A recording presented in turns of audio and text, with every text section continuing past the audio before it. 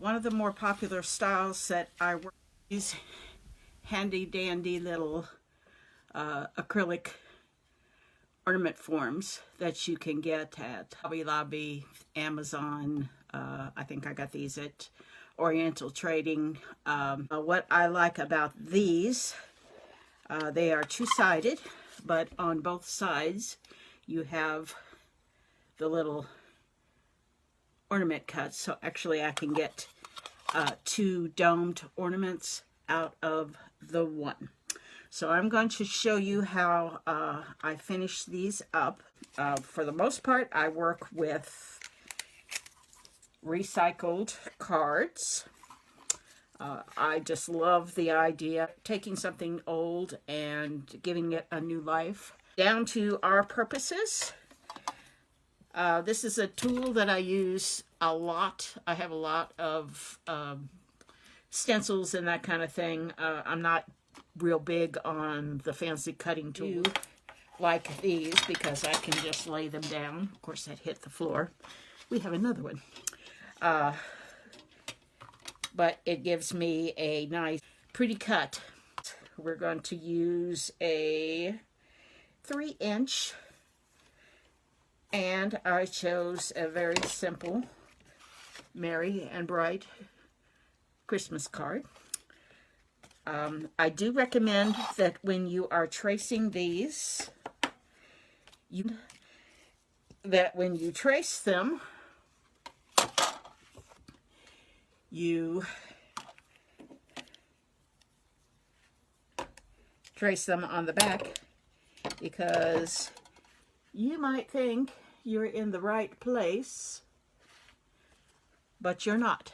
And if your pen slips or whatever, you end up with a nice little ugly pen mark on the front of your card, ruining it.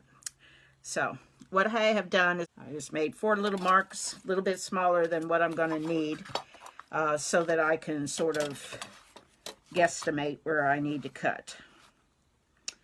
And the other thing about these forms are that they are gridded, so it makes it easier for you to center things. So I'm going to use our little 3-inch, make my circle, and then I'm going to hold it up to the light and make sure I got what I wanted, and I did. It's nicely centered. And when I cut this, like I said, I'm going to make it a little bit bigger. Get that out of the way so that I have some room to work with. And the reason I'm doing that is sometimes when you're working with a skinny surface, I have found that with jar lids and some of that, they don't necessarily glue real well to a real skinny surface. So I'm going to leave myself about 1/8 of an inch, which will be covered by the trim that I use. But it will make it easier to glue this down and make sure it stays put. So, and another little tip that I want to do when you're cutting out, you might or might not know this, if you are new to working with cutting, if you move your material, not your scissors, you will get a more even cut. So it's just one of those things that makes life a little bit easier when you're messing around with paper. Sometimes it matters, sometimes it does not, but it's a good thing to get into the habit of, because it will save you a lot of messing around and trying to fix mistakes as you go. Okay, I think we're all right. But anyway, that will just save yourself a little bit of time and trouble on the other end. And then the only other thing you're going to have to worry about is making sure when you glue it down that you position it in the correct space, and you've got the tag hole up top and not, you know, over here where it's going to hang like that. But, you know, that's common sense. All right, so we've got our card cut. Just going to use a heavy piece of cardstock with the decorative look on the back.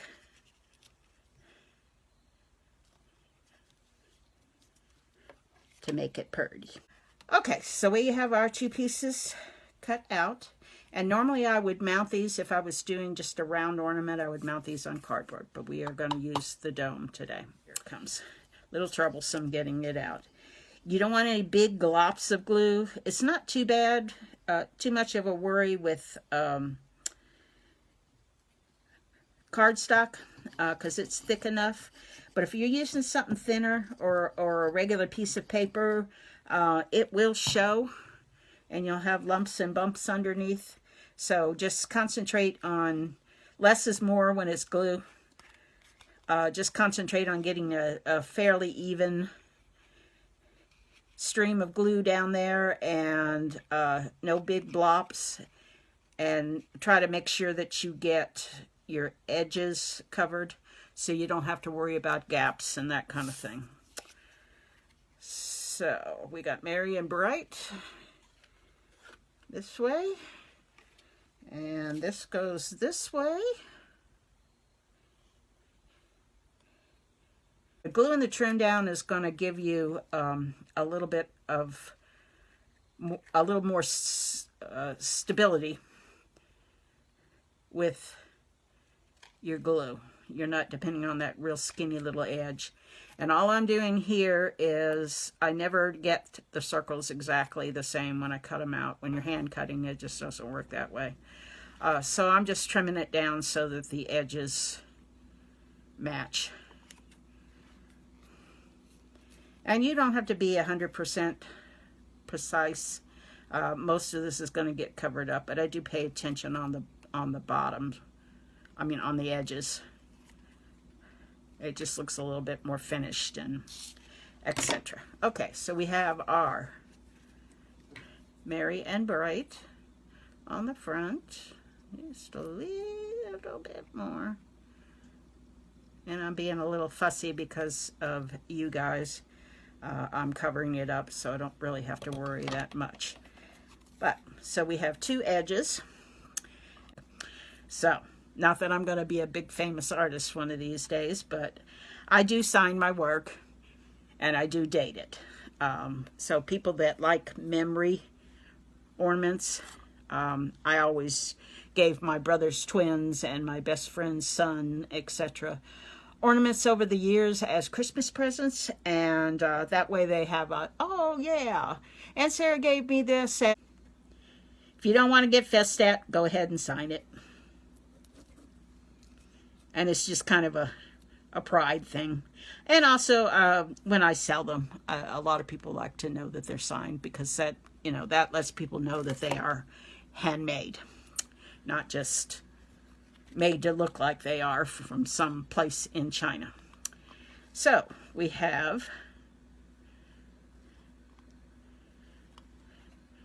our shape ready, and that is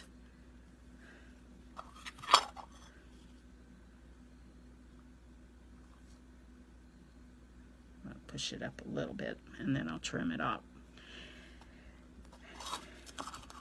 So, and we are almost done with this actually. Rather than try to get glue on the little skinny edge that will run up the sides of the dome, I put the glue on the paper and then I set the form down onto the paper. It's just another one that saves you a little bit of grief.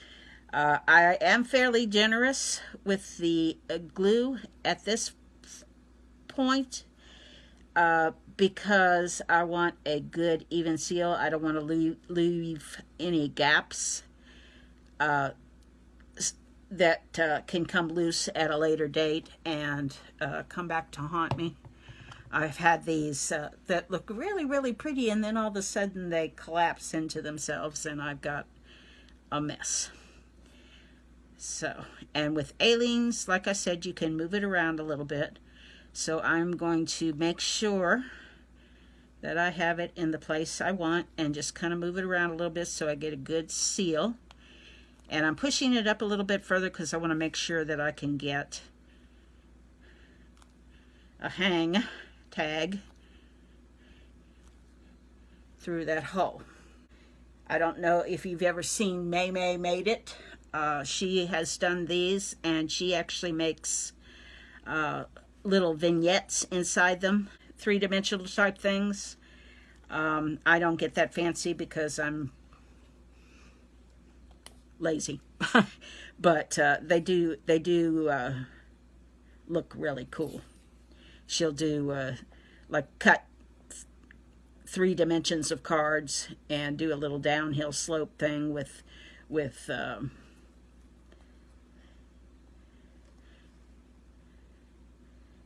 hills and little figures in the middle, and you know, just really fancy deals. I'm putting a little bit more glue, and as you see, I got it. And you can clean this up later, so don't worry too much. Most things are fixable. And I don't even worry too much about, you know, if I cut it a little wonky or that kind of thing. Sometimes it adds to the charm of the piece, because again, it's obvious that it's handmade, and it just gives it a little character. But if you are anal about everything looking perfect,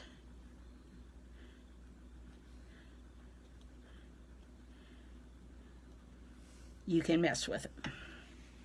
It's kind of a personal choice. So I am just taking a very simple glittery trim and gluing it down on the edge.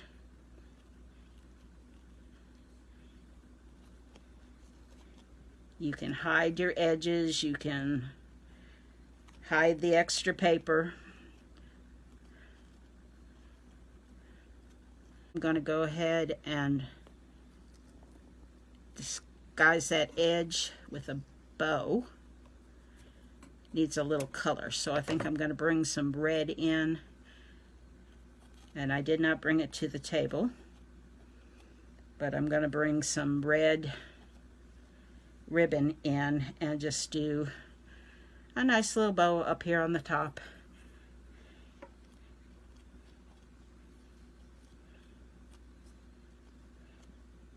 To just kind of tie that all up. So you've got your signed back.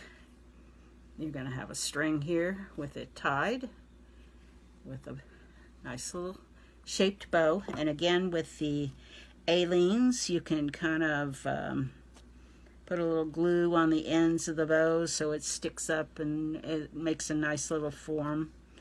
You can do a lot of different things, and it's a matter of practice. None of this is difficult. It's time consuming, but it is not hard to do. So it's just a matter of being patient with yourself and trying things. If you don't like how it turns out with alines, you can take it off and try again. So, you know, don't be too hard on yourself. And you can see I've got a little glue there, but like I said, it will wash off. Okay, let me disappear for just a second. Didn't find the organza in that quick little fur, but I found a nice little plaid that I think will work. So, and again, you might want something at the top, you might not. It's kind of up to you. And you can make, you know, just a real simple little tie and tie it up on the end. You can mess with actually tying a bow. You can make a faux bow if you're not good at tying bows, which sometimes I can tie them and sometimes I cannot. And sometimes when you've got a pattern, it's easier to use a faux bow. I'll show you that when I talk about the different materials I use. And this is going to be way too big.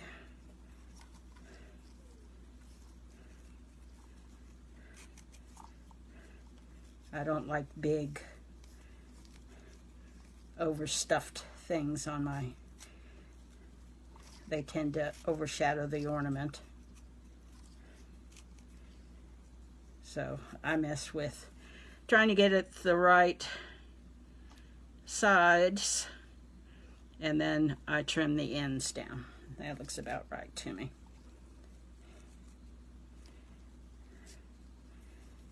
Okay, so we've got a fairly nice little bow there, and I'm going to cut it about like that. And I want a little swallowtail on it. I like to do that rather than cut it at an angle, and all you got to do is hold it like that and then just cut it like so. Make that about the same. And fold it down the middle and cut it like so. And there we go. So we got lucky. It was cooperating with me. And give yourself a nice little bit of glue to work with.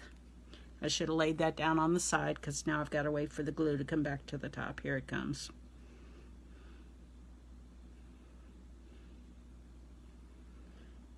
And again, Aleene's is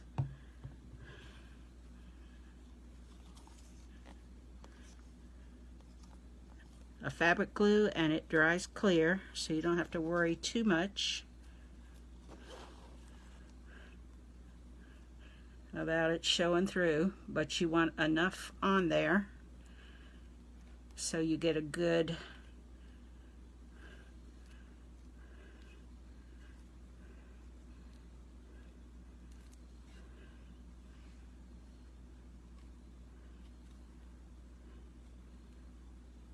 contact with your piece. And I think I want that down just a little bit more so that it shows. And you can, once you've got it down there and it's glued, you can manipulate it a little bit and worry about forming. Sometimes I literally take the ends and I'll put a little dab of glue so that it holds it and, you know, makes it look more ripply and that kind of thing. But, you know, again, that's the kind of thing that you, when you're looking at it and messing with it. And another thing that I do, I sort of like to have it a little bit offset. It just adds a little bit of extra visual to it. But that's really all there is to it. When this dries a little bit more, I am going to trim this up. But, you know, this is it. This was a simple card that I didn't think was going to be fancy enough to really show off. I don't like to just cut the card and plop it down and say, here it is, you know, pay me $5 for the ornament, when all I've done is glue it down onto a piece of cardboard. Try to be a little bit more creative than that, but there you go. You have your domed ornament, and they do glitter and shine and look pretty impressive when you have them up on display. So that is another form that you can do, and you can make them as fancy or as plain as you like. I hope